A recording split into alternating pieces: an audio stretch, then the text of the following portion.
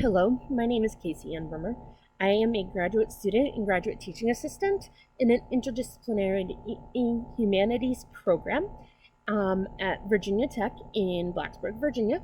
And I primarily study gender and sexuality from an intersectional perspective, including disability. And that is why I'm writing this, but also because I'm disabled. So I have a statement, and I am going to read it to you all. I am a first-generation, low-income, and multiply disabled graduate student. I have been to the Blacksburg campus of Virginia Tech exactly one time since it initially closed in spring of 2020. And when I went, I did not go into any buildings. Why? Because I have several pre-existing conditions which make me extremely immunocompromised when added all up together. I'm moderately immunocompromised just with one of them, my asthma. But I also have CPTSD, I'm autistic, I have ADHD, and I live with chronic pain. I include these diagnoses because I want to be clear. It is a privilege for me to have diagnoses. It is a privilege because I could get evaluated, that I could find a doctor willing to work with me, and that it was, for the most part, covered by my insurance, even my Virginia Tech graduate student insurance, sort of. And that I could physically get to those appointments, many of which needed to be done in person. But the privilege of having diagnoses doesn't mean that I have documentation. Documentation is its own privilege. It is paying for forms to be filled out or letters to be written. It is waiting between hours to days to weeks to longer, sometimes months, to get for doctors to provide it, or even to get in to see a doctor, especially a specialist. I'm a graduate student who is begging for a chance to learn and to teach remotely because all of my diagnoses impact each other. They're called comorbidities for a reason.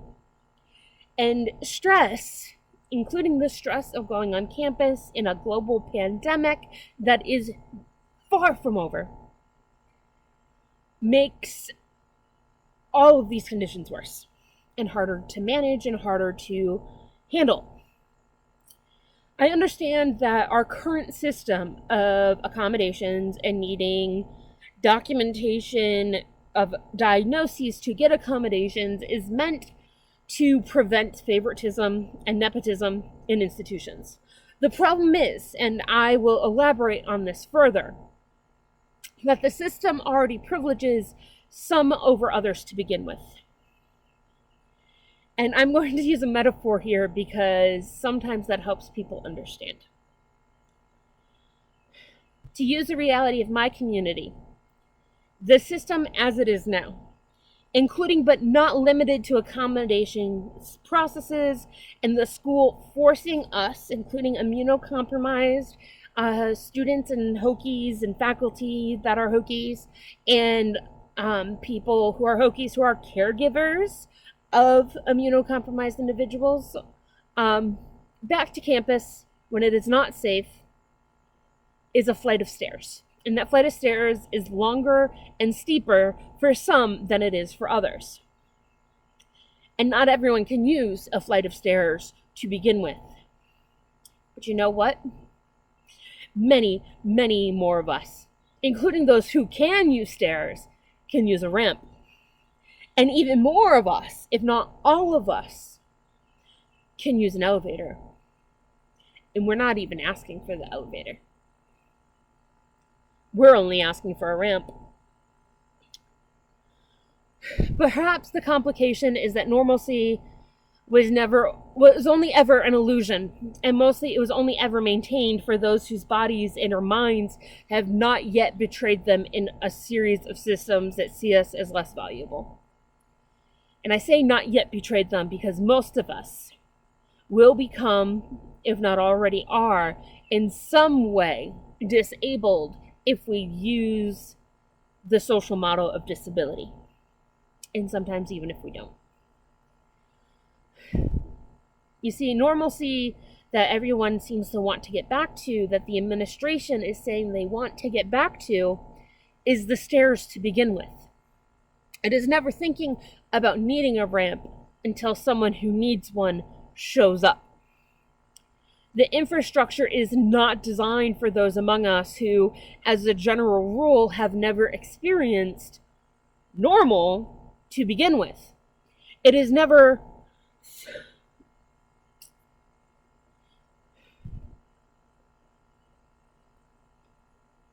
We have never experienced the normal the school seems to want to go back to. And this includes disabled folks, sexual and gender minorities, religious minorities, people of color, indigenous peoples, poor people, people without stable housing or support systems, and many others. And all of us at the intersections of oppressions and social locations based off of these factors.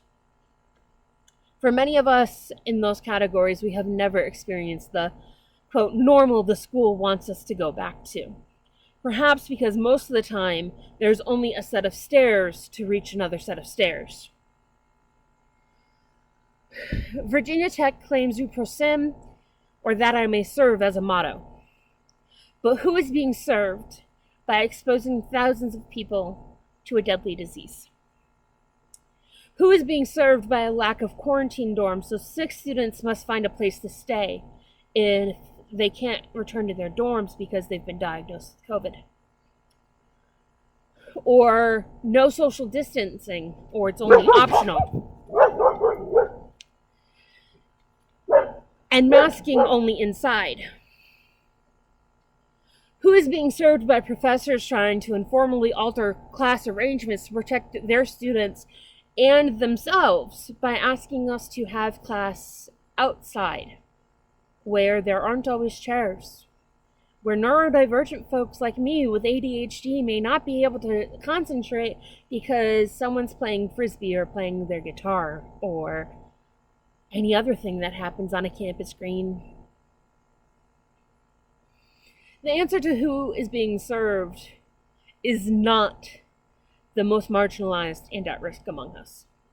COVID-19 and the recent Delta variant that is significantly more transmissible have negatively impacted all of us, but more so those in the communities I mentioned above and those like them.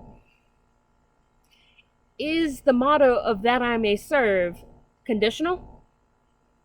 Is it for those who don't need the ramp, or who need it and have somehow been lifted to the top of the stairs to get to the university to begin with? Anyway, because I am not being served here. My people and communities are not being served. People and communities I care about are not being served. I desperately want to serve. Teaching is my love and my dream, but my communities and other marginalized communities are still building ramps just to get to the ramp or to the stairs of the university. And while the university had a rickety ramp last fall and last spring for a moment because of COVID, in the forms of the health and safety measures and accommodations last fall, including remote learning, including hybrid learning, and options in spring 2020 for pass-fail. They removed those. And by forcing us to be back in person, they've broken the makeshift rickety ramp they had built. Not only that, but the university administrators pushing for face-to-face learning and teaching and working in general are actively impairing my and our community's ability to build any kind of ramp to begin with. And never mind an elevator that can carry us, all of us, where we deserve, where we want, where we need to be. Now, some have suggested that I take a medical leave, but that's a privilege. If I leave the classes I take as a student, I'll lose my employment as a GTA. If I leave, I lose my health insurance. If I leave, I may not get to go back. And if I leave the classes I take as a student and therefore lose my employment, who will teach my students? I am in theory-based courses. There are no labs or things that cannot be modified for a remote learning experience. Why then do I need to expose myself to others and others to me during a deadly pandemic? Don't get me wrong, I want to see my students face to face. I love teaching in person. But even teaching face to face is changed by face masks. And by the fact that even though social distancing is not required, I will not be walking around my classroom, or in some cases moving around my classroom on days I need to use mobility devices, because I'm going to try to enforce social distancing for their and my safety. I also want to see my peers and my professors and have the camaraderie that is strongest together. However, to be face-to-face is putting my health and safety at risk.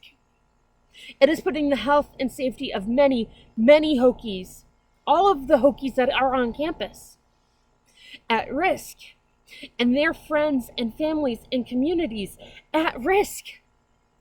Some of us will have and do face greater risks than others.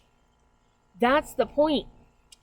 As an administration and as a university, we can mitigate those risks. With more cases of COVID-19 than ever before, why are the protections and health safety measures fewer? On August 15, 2021, we had more than 100% more cases of COVID-19 than we did on August 15th of 2020. And yes, more of us are vaccinated. But that vaccination does not protect us all the same, and does not protect us from all variants of COVID, such as the Delta variant, the same. We aren't actually asking for all that much. We aren't even asking for what we would all benefit from, the elevator. We are asking for a ramp instead of stairs, in hopes that the ramp may one day help us build an elevator or put us all on the same level to begin with, so we don't need a ramp or stairs or an elevator. This past week, my Virginia Tech email has been flooded with emails on diversity and inclusion. And some of those emails have been sent directly by or forwarded to us by the office of the president, and others directly involved with making the decision or who pushed for the decision to be on campus face-to-face. Meanwhile, many of us, the diverse groups of immunocompromised and caregivers of immunocompromised folks, are not being included. That I may serve. Who is being served and to what purpose? Because right now, many of us are being denied access and service through Virginia Tech policies that mandate face-to-face learning without accommodations, ramps, or elevators, figuratively. Based on the misguided conception that face-to-face will return us to normal, but it won't. It may even push us farther and further, spatially and temporality, away from the possibility of a pre-COVID normal to begin with. I wish to serve, but first, I need you as an institution and its administration to serve, to follow your own motto. Because I can wish all I want, but may, and that I may serve, will not be a can if current plans proceed. Classes start tomorrow, and I teach in person at 8 a.m. and I am excited to see my students. I'm excited to teach a class that I have wanted to teach for over a decade. But I'm also afraid. And I worry for them, and I worry for me. And I worry about the constant trauma all of us are in due to COVID-19 that actually increases the risk for all of us from COVID-19. Now, I've made anonymous contributions in various places. But in this case, I don't want to be anonymous. I want to put a face to who is being directly impacted by face-to-face learning mandates at Virginia Tech and abroad. As a graduate student, as an instructor, as someone who lives in Blacksburg, I know that face-to-face learning mandates are dangerous.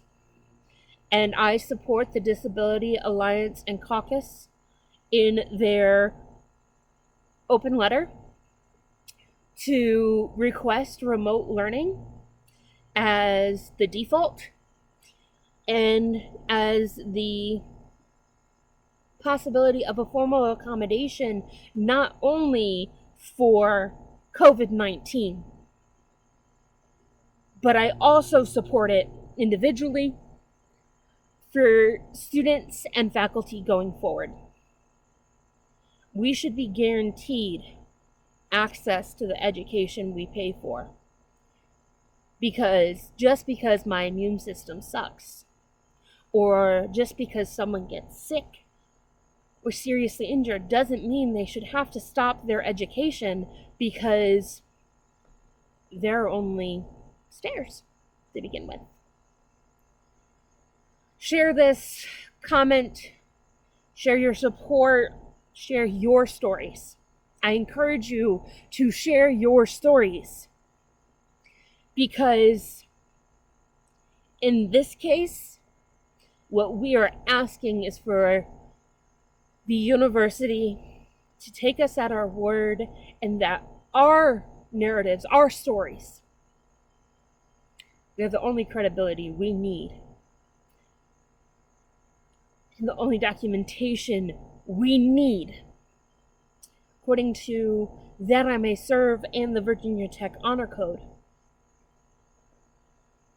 to not lie, to deserve and get the accommodations that will help us move forward. Thank you.